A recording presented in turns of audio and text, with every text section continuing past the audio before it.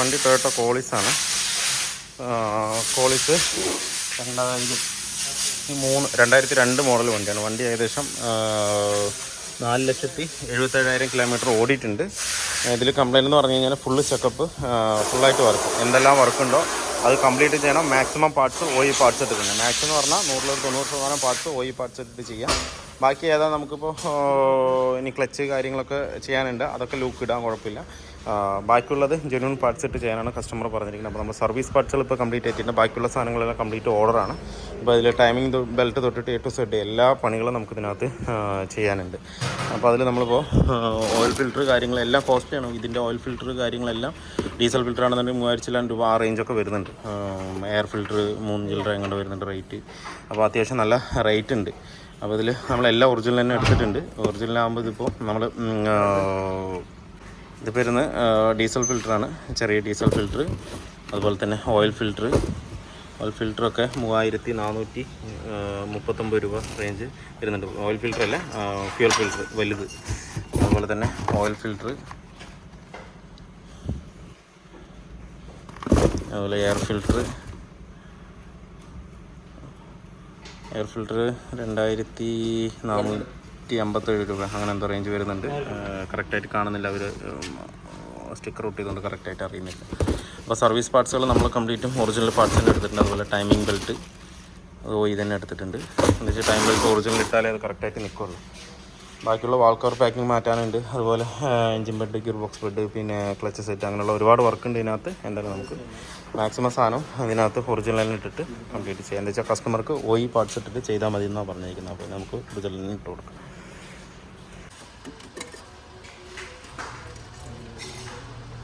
അടിച്ചോ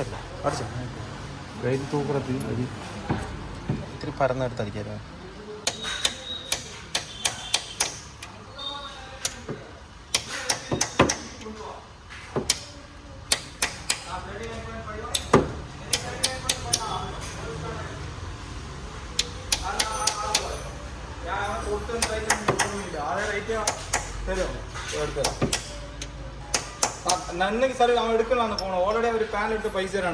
ഇതിലിപ്പോൾ നമ്മൾ ബെൽറ്റ് കാര്യങ്ങൾ ടൈം ബെൽറ്റ് കംപ്ലീറ്റ് മാറിയിട്ടുണ്ട്. എല്ലാം ഒറിജിനൽ പാർട്സ് ടൊയോട്ടയുടെ OE പാർട്സ് ഇട്ടിട്ട് തന്നെയാണ് നമ്മൾ ചെയ്തിരിക്കുന്നത്.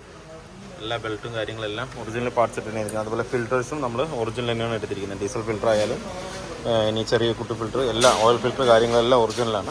അപ്പോൾ ഇതിൽ നേരത്തെ ഉണ്ടായിരുന്ന ഡീസലിൻ്റെ അവസ്ഥ ഇതാണ്, കണ്ടില്ലേ? ഇത്രത്തോളം അഴുക്കും മണ്ണും ചളിയാണ് ഇതിനകത്ത് ഉണ്ടായിരുന്നത്.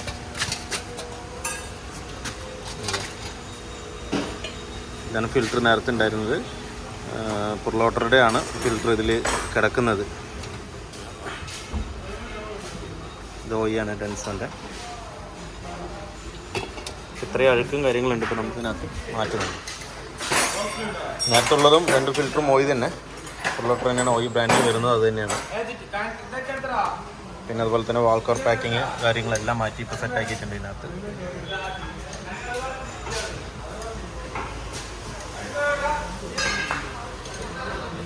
പോളിസിൻ്റെ വർക്ക് ഏകദേശം ഫുള്ളി കംപ്ലീറ്റ് ആയിട്ടുണ്ട്. ഇപ്പോൾ ഇതിൽ നമ്മൾ ചെയ്തതെന്ന് പറഞ്ഞു കഴിഞ്ഞാൽ സ്റ്റിയറിങ്ങിൻ്റെ റാക്ക് ഹെവി ആയിട്ട് ലീക്ക് ഉണ്ടായിരുന്നു.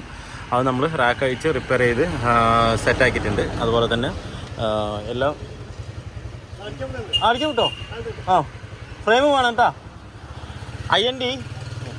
അതുപോലെ തന്നെ ഇതിൻ്റെ ബെൽറ്റുകളെല്ലാം മാറിയിട്ടുണ്ട്. എല്ലാം നമ്മൾ ഒറിജിനൽ തന്നെ ഇതിനകത്ത് ഇട്ടിരിക്കുന്നത്. അതുപോലെ തന്നെ ക്ലച്ച് സെറ്റ്, ലൂക്കിൻ്റെ ക്ലച്ച് സെറ്റ് എടുത്തിട്ടുണ്ട്. പിന്നെ അതുപോലെ ഇതിൻ്റെ വാൾ കവർ പാക്കിങ് ലീക്ക് ഉണ്ടായിരുന്നു, അത് നമ്മൾ മാറ്റിയിട്ടുണ്ട്. അതുപോലെ എൻജിൻ ബെഡ്, ഗിയർ ബോക്സ് ബെഡും ഒറിജിനൽ തന്നെ. നമ്മൾ മാക്സിമം പാർട്സ് ഇതിനകത്ത് OE പാർട്സ് തന്നെയാണ് ഇട്ടിരിക്കുന്നത്. വെച്ചാൽ കസ്റ്റമർ റിക്വസ്റ്റും അതാണ്, ജെന്യൂനിറ്റി വേണം, ഒറിജിനൽ പാർട്സ് തന്നെ വേണമെന്ന് കസ്റ്റമർ റിക്വസ്റ്റ് ഉണ്ട്. അതിനനുസരിച്ച് തന്നെ നമ്മൾ എല്ലാ സാധനവും ഏകദേശം എല്ലാ സാധനവും നമ്മൾ ഒറിജിനൽ തന്നെ ഇട്ടിരിക്കുന്നത്. സർവീസ് പാർട്സുകൾ കംപ്ലീറ്റ്, എയർ ഫിൽറ്റർ ആയിക്കോട്ടെ, ഡീസൽ ഫിൽറ്റർ, അതുപോലെ തന്നെ ഓയിൽ ഫിൽറ്റർ കംപ്ലീറ്റ് നമ്മൾ ഒറിജിനൽ തന്നെ ഇട്ടിരിക്കുന്നത്. എന്ന് വെച്ചാൽ ഡീസൽ ഫിൽറ്ററിനൊക്കെ ഈ വലിയ ഫിൽറ്ററിനൊക്കെ നല്ല വിലയുണ്ടാവും. ചെറിയ ഫിൽറ്റർ പിന്നെ 400 രൂപ വില വരുള്ളൂ.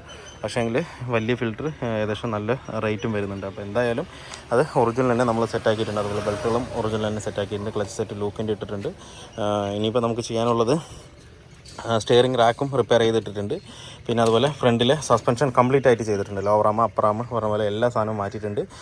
റൈറ്റ് സൈഡിലെ അപ്പർ ആം കംപ്ലീറ്റ് ആയിട്ട് മാറ്റിയിട്ടുണ്ട്. എന്ന് വെച്ച് കഴിഞ്ഞാൽ അത് ഓവലായി ഓടിയിട്ട് മൊത്തം കംപ്ലൈൻറ്റ് എന്ന് പറഞ്ഞു കഴിഞ്ഞാൽ അതിൽ ബുഷ് പ്രസ് ചെയ്താലും കറക്റ്റായിട്ട് നിൽക്കില്ല. ആ ഒരു അവസ്ഥയിലായതുകൊണ്ട് നമ്മൾ ലോവർ അപ്പർ ആം അസംബ്ലി കംപ്ലീറ്റ് ആയിട്ടാണ് മാറിയിരിക്കുന്നത്. അതുപോലെ ഷോക്ക് കാര്യങ്ങൾ എല്ലാം അതിനകത്ത് ചെയ്തിട്ടുണ്ട്. ഇനിയിപ്പോൾ നമുക്കുള്ളത് സിൽവർ കളർ വണ്ടിയാണ്. കംപ്ലീറ്റ് ആയിട്ട് പെയിൻ്റ് അടിച്ച് ഗ്രീൻ ആക്കി മാറ്റണം